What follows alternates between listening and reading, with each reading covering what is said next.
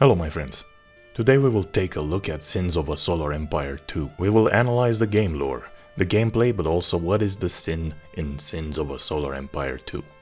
This is, if you will, the conspiracy guy review of the game from the Christian conspiracist looking glass. While I do like the game, I cannot ignore, for instance, the derelicts with great rewards that you can find in the game that look kinda like the Illuminati pyramid with the all-seeing eye in the center. So I am the guy that talks about that, but I am looking to create a laid-back gamer conspiracist audience. An audience that can play a game but also be aware of some of the propagandistic, woke or satanic Illuminati type ideas put into a game. A based audience. I can't say that this game is any of that, but I do have some questions. But it is a game that I will play. I think it's good. And the overall message is good too, if you play as the humans. In a modern world where developers create soulless games, propagandistic, woke, satanic, but also with very poor development or lack of a challenging, smart gameplay, we have to look towards other, smaller companies like Stardock Entertainment to get our video games. And since everyone is disappointed at the disaster that is Star Wars Outlaws, a game that despite its high budget was only able to create a woke character with a cute pet, and not an actual Star Wars hero that makes you feel like you're in the Star Wars universe. A game that is so badly designed compared to Red Dead Redemption 2, which was released 6 years ago. It's soulless trash, just like Starfield, and many people have covered it. So I won't do that. I propose instead, if you like space-themed things, how about playing a strategy game where you can zoom in and look at the epic battleships in action? If you remember StarCraft, which was a fantastic strategy game back in the golden era of gaming, well, in my opinion, Sins of a Solar Empire has a deeper experience than even that classic. It offers a slower paced experience where strategy really matters and you don't just throw cartoonish units at your opponent. It feels like you are in TV shows like Star Trek or Farscape, commanding a real peacekeeper fleet as you slowly take over other worlds while giving well-thought orders to the different ship classes. Some of you will say, but why play something which has sin in the title? And that is a fair question from a Christian truth seeker perspective that is trying to stay away from propaganda. And I will try to answer that to the best way I can. If we look at the story of Sins of a Solar Empire, we find out that it's not telling you to commit sins, but it is telling you the harsh reality of space empires and their conflicts. It tells the story of humans in space, represented by the trader worlds getting invaded by a brutal authoritarian race called the Vasari, which themselves are fleeing from an even more mysterious darkness in their own homeworld. The trader worlds used to enjoy peace and collaboration between different autonomous human planets. This new threat, however, ruins this peace, and so they have to adapt to the reality of war. In doing so, they have to even sacrifice some of the independence of the planets. They sacrifice sovereignty in order to not have political decision-making infighting and to be able to be a unified force against the Vasari invasion. They then rename from Trader Worlds to Trader Emergency Coalition. The game presents us this story so that we understand the sin that is being done here. How war can change the identity of a people and become from independent peaceful traders with their own respective cultures to a centralized new world order, if you will. Well, they don't say new world order, but I just use that as a metaphor. Where the only culture is that of war and where business gets converted into the factories of war. People were promised peace by their leaders, and peace never came. Imagine a place like United States slowly turning into North Korea over the years, where people only know that the outside world wants to invade them and they must do every quality of life sacrifice in order to prepare for the enemy. Except in the case of Sins of a Solar Empire, the invasion was real, and it wasn't just propaganda. This war is not a short war either, it spans for decades, and it went from the trader worlds not being prepared and getting their asses kicked, to them sacrificing freedom to turn into this war machine that was indeed able to not only stop the Vasari alien invasion, but to also start to push it back. However, A new front line has been opened against the Trader Emergency Coalition, and this one brings 1,000 years old memories into the picture when the Trader Worlds exiled the people from one of the planets that they found at the periphery of their worlds. You see, before the Trader Worlds even became the Trader Worlds, there was a lot of war between the different human worlds, and it took a long time before that was over and everyone started trading instead. But there was this one group of people who in the middle of the war were actually searching for spiritual and technological enlightenment. So they found a planet that was on the periphery of these wars where they settled, and no one really bothered them as they were orbiting around the red sun and taking loads of drugs. Yes, that's right, it's that kind of weirdos we're talking about. So when the Trader Worlds became the Trader Worlds, they started exploring and they found these drugged up so-called spiritual people in that planet. It's more like Kensington Avenue, the planet, unwilling to cooperate and be part of the Trader Worlds. The traders decided to study their culture and markets and see how they can find a solution still.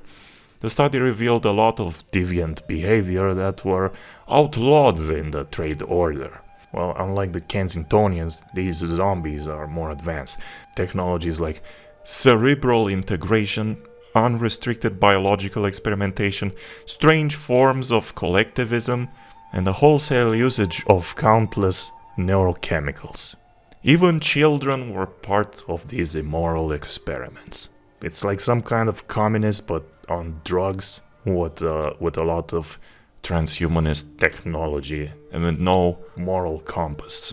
They also behaved like a cult and were obsessed with the use of psi technology fused with telepathy and a sort of hive mind called the Unity. The ultimate dream of the collectivists in our real world is probably to reach some kind of utopian hive mind as well through transhumanism. This is basically what we're talking about in the conspiracy world for a long time. That this is going to be the downfall of humanity if we all start being a part of the transhumanist cult.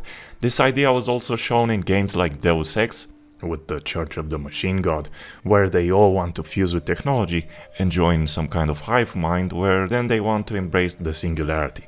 This is of course the greatest sin of all, because you totally betray the real spiritual world, which is joining the kingdom of heaven with God, and instead pursuing a fake version of heaven, a technological heaven, where all independence and free will is removed and sacrificed for a hive mind, the Unity, as they call it in Sins of a Solar Empire. Of course, in the game's story, this is not promoted, because the Trader Worlds, upon finding about this, they all vote for the final solution, and that is to exile these cultists into uncharted territory. The traders also take the planet for themselves and reap the benefits of its resources. Well, it's not really stealing if you're stealing from immoral, crazy cultists, right? Anyway, after 1,000 years, in the middle of the war between the Trader Emergency Coalition and the Vasari, a new faction decides to show up and attack the traders. And guess what? The exiled transhuman cultists have returned. They are the Advent and want to take their revenge and their homeworld back as part of fulfilling their prophecy and earning their rightful place in the universe. The Advent are presented as some kind of advanced race that managed to master telepathy, neuro enhancements, and various mysterious technologies. If this is the advanced form of today's Neuralink, I'm going off this world. We can also see this Illuminati-style triangle on their forehead along with the possessed by the Unity looking eyes. Is this the third eye that the New Agers are talking about? Open your third eye, man! No thanks. When you play as the Advent, you can look at some of the things you can discover in their research tree. Despite them wanting to seem like spiritually enlightened and advanced, peaceful civilization, they are actually authoritarian scumbags who actually seek total assimilation, or it's off to the mines with you. Apparently, if you can't connect to the Unity, then you are sent to a life in the mines. They enjoy also to call everyone who doesn't think like them a heretic and remove them from society. Kinda sounds like the very inclusive social justice warriors of today, who are very quick to exclude anyone who doesn't share in their belief. The voice of the Advent, when you click on the different ships and buildings, sounds like a new age hippie social justice warrior cultist to me. A new fleet is born. Hostility research complete. Destiny unfolds. Last chance to join the Unity. They enjoy attacking the humans with telepathic psi powers that can give a human dark visions to completely make them go insane. This reminds me of the Dark Ones from the Metro Gaming series, which could also do something similar. Or they can mind control them and have the enemy battleships fire at their own faction. It's very similar to the MK Ultra experiments and conspiracies in real life also, where they can activate agents with forms of mind control to even transform people into killers. They also spread their culture to other worlds by using mass manipulation and can influence people very effectively in mysterious ways. They also have telepathic surveillance technology, which is the CIA's or NSA's dream, or any intelligence service's dream, or Vladimir Putin's dream. But again, they are depicted as evil in the story, so that's good. It's part of showing what sins are there in this world, and it's not telling you that you should be like them or find them cool. Although you can play as them if you want in the game in skirmish random battles or in multiplayer, but I myself prefer to have them as an enemy because I can't stand role-playing as their ideology, and I don't like to hear this female new age cultist all the time. What does the Unity will? For the Unity.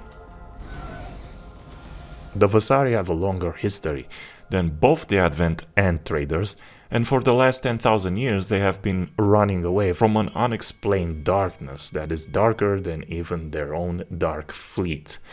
The sudden takeover of many of their planets, as well as their homeworld, has forced them to evacuate and live like nomads. They tried to challenge this darkness with their own dark fleet, but have been utterly destroyed, and so now they are simply refugees in space, which are still being chased by this darkness, slowly but surely. Unfortunately, these refugees are still very strong, and they can take over a planet in an instant, suck all the resources out of them, and then move on to the next planet because they are being chased themselves. Apparently, most worlds they take over don't put up a real challenge anyway because they are not advanced enough, and some of them haven't even discovered space technology yet. To their surprise, they have finally met their match in the form of advanced humans. Initially an easy prey, but now the front line has stalled because since the traders have formed into a military-industrial complex, now they not only have well-defended star bases, but also are pushing back with impressive battleships. The Vasari don't look like just aliens to me, but they look like demons from hell. Yes, the time has come to kill. In fact, this is the Christian viewpoint. The aliens are not really aliens when they show up, but actually demons. There's also a conspiracy project that the people who control us will pull to simulate an end-of-day scenario, to transform us into their slaves. They will project into the sky an alien invasion for us all to see, when in fact it's gonna be fake, or it's just gonna be a full-on beast system, where we will submit similarly to how the cultures in this game's lore submitted to the Vasari. But it's not gonna be the aliens, it's gonna be the beast system of the Antichrist. Planet lockdown complete. Yes, the time has come to kill. I bring glorious death. Their death will be quick, but not painless. So not only do they look like demons, but they act like demons too. They enjoy to kill, and they also enjoy putting everyone in labor camps, because they have enslavement and labor camps in their research tree called oppression. They are also obviously portrayed as evil, but you can play as them. I myself don't enjoy role-playing, having labor camps or draining planets out of their resources or having a passion for destruction and killing. I am more close to how the game is supposed to be played and how it shows in the introduction cinematic of the game, where we see everything from the perspective of the human faction and how it does its killing in the name of self-defense, which we are allowed to do under certain circumstances. We have saints in the Eastern Orthodox Church who have fought bravely and with success against the invasions of the Vasari of those times, which were of course the Muslim Ottoman Empire invasions. We also have Vlad Dracul, but he wasn't exactly a saint. Unfortunately, the Trader Emergency Coalition is not perfect either, because they have kind of lost their humanity being in this war for decades, but there is always a hope to end the war and return things back to normal. It is unclear whether the darkness that is chasing the Dark Fleet of the Vasari wants to kill only the Vasari, or just everything it comes in contact with. Like, let's say the Vasari take over a planet, take its resources like the great heathen army of the Vikings, then leave because the mysterious darkness is chasing them. But then what does the mysterious darkness do to the planet that was pillaged by the Vasari? I mean, what if the force that is chasing the Vasari is actually a good force? You know, what if it's the angels of God destroying the evil? Currently, the stalling of the war has made the different factions to come to the diplomacy table, but sadly that has divided these factions even more instead of negotiating.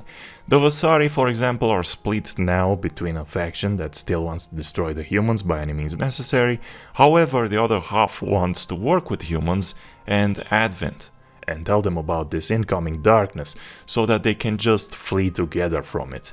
The Advent is split between half of it wanting the same revenge, and the other half questioning whether this should be what the Unity represents. In other words, they have seen too much violence for such enlightened beings. They are tired of all these temples of hostility and purging. The human traders have split into those who just want to focus on defensive infrastructure, such as double star bases, and those who consider that the only way to have peace is to eliminate these threats completely. Honestly, I think they are both right.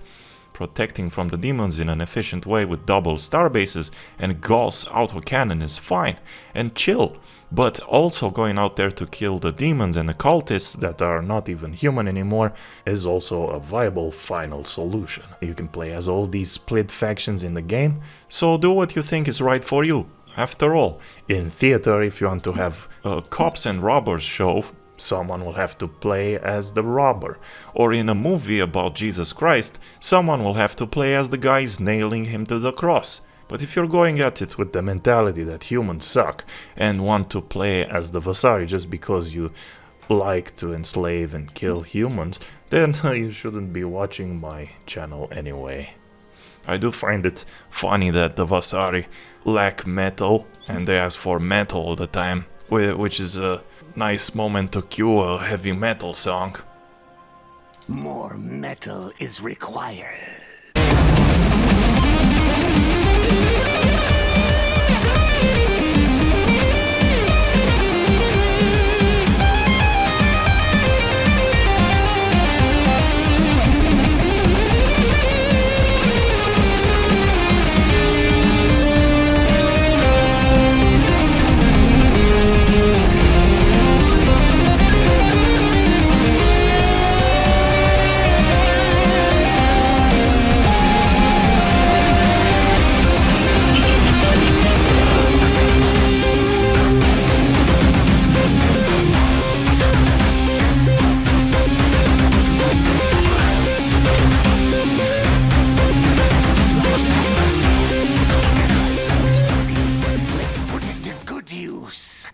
Military structure complete. Trauma nanomedicine. Nanites in the populace's bloodstreams act to quickly mitigate. Looks like black goo to me. As a purveyor of Vlad's culture, I prefer to go on a rampage and try to remove the invaders. Vlad probably would have done it successfully too if it wasn't for him being assassinated, that is. And no, he wasn't a vampire, he was a man with a dream to stop the orcs. And like him, I want to crush the Vasari and the Advent, and I'm not interested to ally with the friendly split factions of Advent or Vasari, because I'm not really into being multicultural with demons or possessed transhumanists. And when the mysterious darkness comes, we will attack that too, because ultimately it's a video game, and when they will add this mysterious darkness, as shown in the trailer, that something is coming, I'm sure they will add game mechanics to be able to destroy it, because otherwise what's the point? Action is coming. Speaking about game mechanics though, I have tested them all, I have played for 100 hours, and I have to say that the TEC, the Tech Trader Emergency Coalition, feels more fleshed out and the most relatable to me, and I'm probably right since they are the main protagonists of this game. The game does promise a story eventually. Sins of a Solar Empire 2 requires a bit of intelligence to play, at least if you're not playing on easy. I have managed to play it successfully in hard. I'm yet to try unfair and something ridiculous like the impossible difficulty. You will have to balance the economy and your military production. You'll have to decide when is the right time to upgrade the credit gathering speed, the metal production and the crystal production speed. As the Vasari, you don't need credits because you're a demon from hell. If you spend too much time upgrading your infrastructure and trading, but didn't build your fleet well, it sucks for you because now the Vasari are coming, and you will see all your infrastructure and all your planets destroyed. On the other hand, if you wait for small increments of resources and just focus on building your army, well, the Vasari will destroy you again because you didn't build your army fast enough, or good enough, because your resources were coming in too slow, so your army is now small and weak. So my solution was to ask myself, what am I not doing currently? It's kind of like juggling with 3 balls. If I see myself juggling with 2 balls, I remind myself about the 3rd ball, and there's even a 4th one. There's infrastructure, economy, which is split into commerce and mining, fleet creation, civilian research, military research, and also the use of influence points to get independent factions to share some unique stuff with you. Sometimes there's even an auction that you can participate in with influence points. You also have special abilities that you add on your ships and on your planets with interesting buffs. So I find it helpful to kind of think about these aspects in order. For example, if you forget to play with the influence points, you just miss the chance to have many Gauss autocannons protecting one of your frontier planets. Or you could miss a planet item, which is a facility that gives you extra 5,000 health to your planet. It's called the Unassailable Fortress. This is very handy to use if you want to fortify the outskirts of your empire. The game allows you to make specific builds with your planets. The volcanic planets have a lot of metal resource, but you can also research a specific facility for this type of planet, which makes the metal extraction even more efficient. Then also add a general item that benefits mining, and you just got yourself a powerful factory. The same goes for the ice planets, which are crystal-oriented. The primordial planets are chemical-oriented, so they can also get a special facility that improves chemical processing. So that comes in very handy for exotic factories. You need various exotics for the creation of big capital ships or certain research. And for the Titan factory, which creates the giant Titan ship of badassery. It is best to have an economic approach for the planets in the center of your empire, but where you know you have potentially dangerous borders, there you will only use items for the planets that are designed to offer garrison or to increase the health of the planet, or to boost your faction's damage capabilities in the area, and even add a starbase and some autocannons. The UI has various ways to approach it, and to me it was intuitive, and I didn't even have to go through the tutorial. I do have previous experience in the first iteration of this game, but that was over 10 years ago. The game did improve a lot of its mechanics, so generally it feels like the old game but better. When you click on things and give move orders, everything is responsive and fast. The only problem is my brain is slow. You can even increase the speed of the game in single player because maybe you don't want to wait for ages for the building of your Titan, so just sit back somewhere in a fortification and put 10 times the speed and you will get your Titan ship in no time. There is a wide variety of star systems to choose from to play in specific scenarios built by the developers for 1v1, 2v2, 4v4 and it goes up to 10v10. You can even get random generated ones if you feel like going into uncharted territories with unpredictable battles. And all this economics and managing system would be nothing, and would be extremely boring without actual good-looking ships and epic battles, and that is what this game does the best out of all the space games.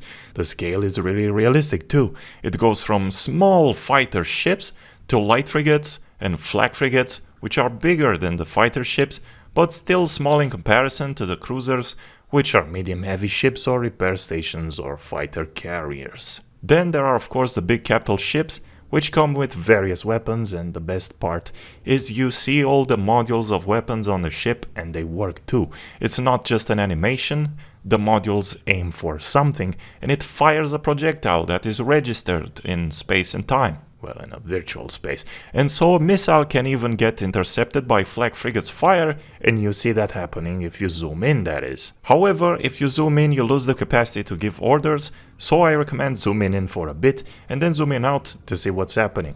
Then give more orders, and then zooming back in with the cinematic mode on, which removes the user interface. Just look at the show of different weapons and mysterious technology of the Advent or the Vasari, but my favorite capital ships are the human ones. The voice acting helps a lot too, as the different style of capital ships have different personality captains, while the Vasari and the Advent ships kinda sound the same. Our orders, Commander. Comm channel open. I've got your back. Ready for battle. Point way to next conquest. Vasari sounds like zombies from Left 4 Dead. I bring glorious. And Advent sounds like New Age feminists. What does the Unity will? In fact, I don't even know why the loading screen always has this Advent poster with the Illuminati triangle on her forehead. But again, I will remind you that they are depicted as the evil factions, and if they were presented as good, I would be calling this game out as satanic transhumanist propaganda and leave the building. But no, this game's lore gives us an understanding of what can go wrong in a science fiction universe, and that's fine. But going back to the ships, every ship has its role. You can use fighter ships from the carriers to defeat the Vasari assailants. There's a rock, paper, scissors type of situation where a certain unit is very effective against another type of unit. And that's what makes it different and special, because you don't just blob and charge at your enemy, you have to do very tactical choices when the battle starts. That is, if you study your enemy through hours and hours of gameplay and know what works good against what. So I'm not gonna tell you, you'll have to discover yourself, but it's really good in that aspect. And I'm not the best at it myself anyway, even though I've played 100 hours. I think I still need to play another 100 hours to learn more of the game's secrets. You can even learn some geopolitics from this game. For instance, the humans also have their abilities of spreading propaganda in enemy territory, and even in your own territory, you can research stuff like extreme xenophobia, which is great in this context, because, we are fighting against races that want to destroy us. Don't worry, child, we will kill them all. You can spread propaganda in enemy territory and even in your own territory, and that ability gives bonuses to the units fighting within the influenced area and debuffs the enemy. And what that means is that even in real life, for example, I'm from Romania, and I always saw on TV movies about how the American army is so professional and good, how American fighters are the best, and nothing from, let's say, Russia or China is on par with it. So in my country, the dominant culture is the American culture. Just look how I'm able to write this whole essay in the English language. So for American interests, my population will be even easier to fight on the side of the Americans, so that's why we are also in the NATO alliance. In different places of the world, the dominant culture might not be the American culture. It might be the Russian one or the Chinese one, so this aspect is simulated very well within the game. The markets are also simulated, and they can crash too if you buy too much or sell too much of a resource. The Trader Emergency Coalition is very good at trading, and so they have their own trading mechanics that gives them that edge of being wealthy, since they are true capitalists. In late game, the player gets rewarded with big epic battles between many capital ships with various abilities and with titans. Literal cities in space with tons of abilities. After you win the game or lose the game, you get various graphs showing you all aspects of the game and how they happened in time. You can see who was the economic leader, who destroyed the most ships, who used the most credits, who used the most influence, and which race has the best and most effective propaganda. These graphs alone teach us about how our own world works and not just a video game. It's always a war for who can win the economic war, the propaganda war, and who has the best military-industrial complex. And unfortunately, we are all used in this system like cannon fodder. If there is a sin that we are committing for playing this game, is that of enjoying to roleplay as those who control us. Do we enjoy to push propaganda? Do we enjoy to monopolize the market? Do we enjoy to destroy other cultures? Well, the thing is, it's not exactly like that, because we are destroying other races that are clearly evil and deviant. So in my opinion, go for it. But let me know what you think about all this, and if you want to discuss even further, I have a Discord server where we can do that. I have now designed 2 scores, from 1 to 10, on the regular gaming scale, but also the Conspiracy Illuminati influence score from 1 to 10, 10 being where the game actually tries to brainwash you with all kinds of ideologies and Satanism. Sins of a Solar Empire 2, on the regular gaming scale, scores for me a solid 9 out of 10. It's not 10, because sometimes ships bump into each other in a non-realistic mode, or move strangely, taking you out of the immersion. And the ally AI makes some very questionable decisions sometimes, even on hard AI, so you expect him to be smart. And I had my ally go attack a Vasari starbase with just 1 capital ship, and of course he died miserably. It's like he was drunk, but sometimes he worked good. Sins of a Solar Empire 2 on the Conspiracy Illuminati brainwash scale scores only a 3 out of 10.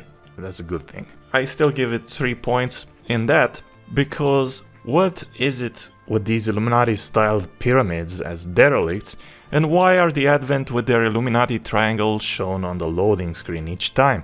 The possibility that a power from the shadow wants us to play and enjoy to be these transhumanist telepathy manipulating MK Ultra style new age cultists is there. The possibility that the same powers want us to enjoy to play as a brutal alien force that likes enslaving humans and destroying them while also draining their planet is there. One of the technology you could research was full lockdown in the Oppression Research tab. What we see the Advent and the Vasari doing is exactly what's going on in real life. With the oppression, the enslavement, the indoctrination, mass manipulation, the lockdowns, the brain implants, fusing man and machine, the nanotechnology experiments. You can even heal yourself as the Vasari with small nanites that to me looked like black goo cells, which themselves looked like what was used in our vaccines for the COVID virus while we were in lockdown and oppression. And I also believe that black goo is not good for us, and if activated, it can actually kill us. If the game promoted this as good, it would be a 10 out of 10 on the conspiracy scale. But since these factions are depicted as evil, then it's only a 3 out of 10, just because of the fact you can play as them and those suspicious pyramids. So there you have it, my friends. I hope you enjoyed going down the rabbit hole of this game. Join my Discord and support me if you are able to, and if you appreciate what I do. The information for that is in the description. Thanks for watching the video. This is Vostok Vlad, signing out. Go, died and killed.